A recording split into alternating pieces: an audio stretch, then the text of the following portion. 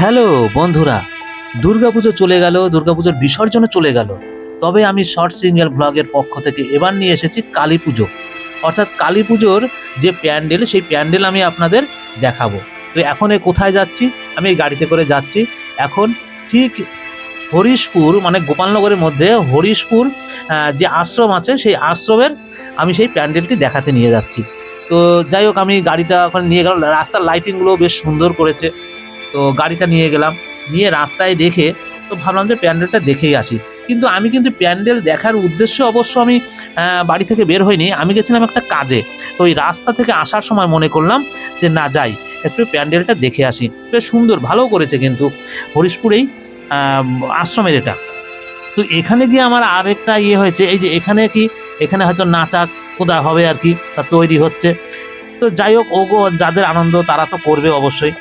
তো ভাবলাম যে একবার ভেতরটা দেখে আসি। ভেতরে দেখতে গেলাম, ভেতরে গিয়েও দৃশ্যটা বেশ সুন্দর। তবে এখানে গিয়ে যে পেছনে আশ্রম আছে, আমাকে দেখে মানে আমার ধুতি বা আমার কপালে তিলক, গলায় উত্তরী দেখে ভেতর থেকে একটা আশ্রমের মহারাজ আমাকে ডেকে নিয়ে গেল।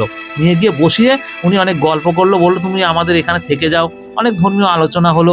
তা আমি গেলাম ঠাকুরের এই প্যান্ডেল দেখতে, তো যেখানে সেখানে যাই আলোচনা হলো, ভালো লাগলো। তো যাই হোক, আমি আরেকটি ভিডিওর প্যান্ডেল দেখা